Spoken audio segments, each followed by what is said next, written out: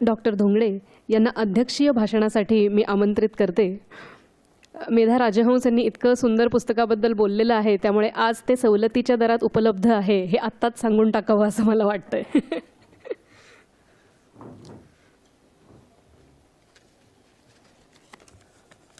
व्यासपीठावरील मान्यवर,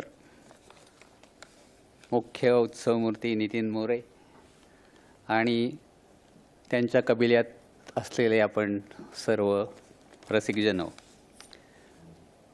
मी एक 4 मुद्दे मांडणार आहे जे माझ्या प्रस्तावनेत नाहीत.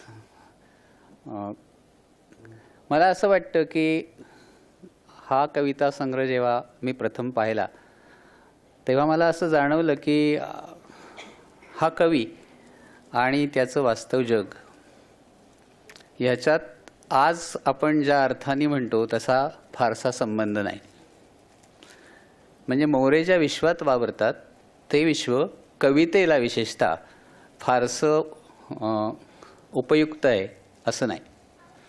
आपण असं वर्तमानपत्रात किंवा विचार सत्रात अनेकदा ऐकतो की आता ग्लोबलायझेशन आलं, त्यामुळे मराठीचं काय होणार, मराठी साहित्याचं काय होणार, काळजी वाटते लोकांना. नितीन मोऱ्यांकडे पाहिलं की असं वाटतं की ही काळजी दादांत खोटी आहे.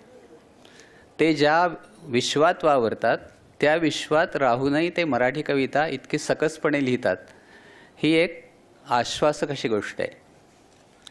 दुसरं एक मला असं वाटतं की कवीचं वास्तव आणि कवीचं लेखन यात आपण सांगड घालण्याचा, विशेषतः आजच्या मराठी कवितेत सांगड घालण्याचा खूप प्रयत्न होतो की वास्तव्य आलंच पाहिजे, वास्तवाचं प्रतिबिंब.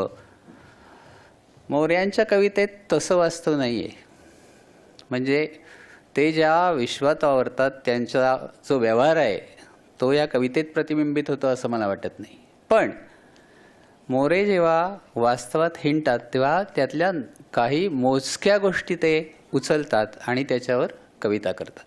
म्हणजे एका अर्थाने त्या वास्तववादी आहेत आणि एका अर्थाने आजच्या अर्थाने त्या वास्तववादी नाहीत. मला असं वाटतं की मराठीत आज एक असा जो ट्रेंड आहे की प्रत्येक कवीला एक प्रकारची बांधिलकी हवी. मग ती राजकीय विचारसरणीची हवी किंवा सामाजिक विचारसरणीची हवी. किंबहुना ह्या वेगवेगळ्या तत्त्वप्रणालींचा प्रचार करणारी कविता ही मराठीत फोफावते आहे आणि त्यामुळेच कदाचित कवितेला वाचक कमी कमी होत आहेत किंवा प्रत्येक कवीचे गट तयार होऊन त्या गटापुरतीच मराठी कविता सीमित होते. मोऱ्यांच्या कवितेचं वैशिष्ट्य असं की मोरे कुठल्याही तत्त्वज्ञानाला, कुठल्याही तत्त्वप्रणालीला बांधले गेलेले नाही आहेत.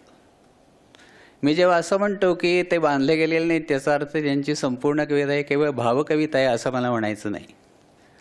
किंबहुना हा कवी सध्या तरी भावकविता आणि वैचारिक कविता यांच्या सीमारेषांवर असा उभा असणारा हा कवी आहे. भीती वाटते की हा भावकवितेत हरवून जाईल की काय. संगीताच्या कार्यक्रमाने भावकविता उठावदार होते आणि हा जर मोह पडला तर काळजी वाटते मला. पण मोरे हे माझे विद्यार्थी असल्यामुळे तशी काळजी वाटतही नाही, कारण ते ऐकतात आणि एकदा त्यांना एखादी गोष्ट पटली की ती घट्ट करून ठेवतात. मी त्यांना पहिल्यापासून म्हणतो की तुमच्यात वैचारिक कविता लिहिण्याची खूप मोठी ताकद आहे आणि आज मराठी कवितेत भावकविता प्रचंड आहे. वेगवेगळ्या तत्त्वप्रणाली मांडणाऱ्या, ओरडून मांडणाऱ्या कविता खूप आहेत.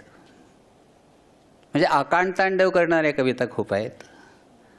पण जीवनाकडे विशिष्ट पद्धतीने, म्हणजे कवीच्या पद्धतीने पाहून त्यावर भाष्य करणारी कविता ही मराठीत नाही आहे. आणि मोऱ्यांचाकडे माझ्याकडे मी ह्या आशेने पाहतोय की हा कवी कदाचित मराठीत चांगली सकस वैचारिक कविता आणू शकेल आणि त्यांनी ती आणावी असा मी आग्रह धरीन.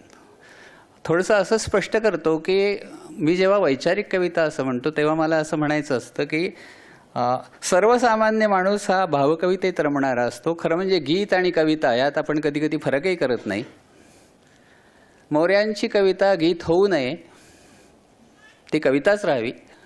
ती अशा अर्थाने की या कवितेतून एक विचार, त्या कवीचा सर्वंकष जीवनाविषयीचा विचार हा व्यक्त झाला पाहिजे. आणि मोऱ्यांच्याच 5-6 कविता, मला आता नाव आठवत नाहीत, त्या खूप अपेक्षा निर्माण करणाऱ्या आहेत. आणि हा त्यांनी धावा का पकडावा या दृष्टीने कविता जर ते करत राहिले, कविता जर ते जगत राहिले, तर मला वाटतं मराठीत एक चांगला कवी निर्माण झाला असं आपल्याला म्हणता येईल. खूप वर्षात झालेला नाही. आणि मला असं वाटतं की मृणाल धोंगडे असं म्हणलं की त्यांचे दोन्ही भाषेवर प्रभुत्व आहे, इंग्रजीतही आहे आणि मराठीतही आहे. त्यांनी मराठी सोडू नये. पण इंग्रजीत जर त्यांनी कविता लिहिल्या तर मोरे तुम्ही कुठल्या वेगळ्या पातळीवर प्रसिद्ध व्हाल. म्हणजे इंग्रजीतही आज कविता अशी नाही आहे. तेव्हा तोही प्रयत्न करा. आणि काय होतं, इंग्रजीत कवितेत माणूस प्रयत्न झाला की त्याच्या कुठल्याही वाङ्मयाला आपण दाद देतो, कारण ते दडपण येतं ना. तसं यांनी इंग्रजीत एक कविता संग्रह काढला, तो गाजला, तर मग यांच्या सगळ्या मराठी कवितांचं आपल्याला कौतुक करायलाच लागेल. या अर्थाने आणि त्यांचं खरं ती क्षमता आहे. त्यांना इंग्रजीतही लिहिता येईल, त्यांना मराठीतही लिहिता येईल, दोन्हीकडे लिहावं. पण मुख्य म्हणजे मला असं म्हणायचं आहे की जे तुम्ही सुरू केलं आहे, एक वैचारिक घनता तुम्हाला वाढवायला हवी.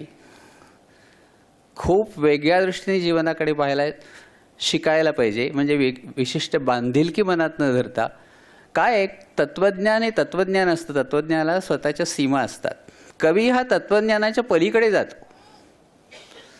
म्हणजे त्यात तत्त्वज्ञान नसतं, पण तो तत्त्वज्ञानाच्याही पुढे जातो. आणि मला वाटतं त्याला मी वैचारिक कविता असं म्हणतो. ही क्षमता नितीन मोरे यांच्यात जरूर आहे. आणि आपण असं अपेक्षा करूया की मोऱ्यांचा कवीला एक वेळ बाजूला राहू दे, पण मोरे जी कविता लिहिणार आहेत त्या रसिकांचा कविला हा मोठ्या प्रमाणात वाढेल. आणि आज ना उद्या या पहिल्या समारंभाला मी आलो याची मला धन्यता वाढेल. धन्यवाद.